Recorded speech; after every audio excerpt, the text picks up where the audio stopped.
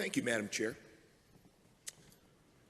My colleague, the member for Calgary Northwest, spoke at length this morning about the legacy of Conservative governments on LGBTQ rights here in this province.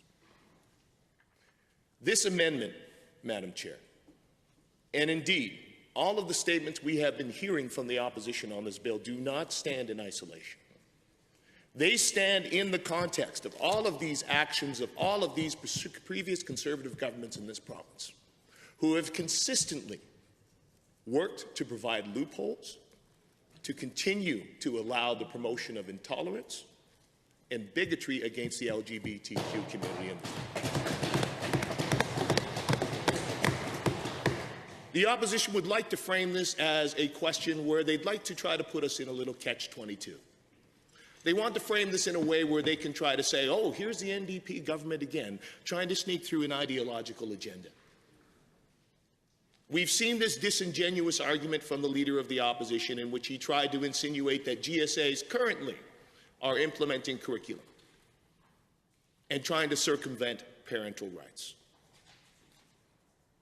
Madam Chair, this is a sideshow. It is a distraction because they do not want to speak about the truth of this issue, which is, as my colleague from Calgary Northwest outlined, that they have investment in individuals who are choosing to take a fearful view of the world, who want to believe that members of the LGBTQ community are trying to circumvent parental rights, are continuing to spread misinformation that individuals from this community are actively trying to recruit children, or in some way convince them to cross some putative line. This is paranoia, Madam Chair. It is not reality. And it is beneath the members opposite and the Leader of the official opposition to in any way continue to feed into this false mythology about the LGBTQ community.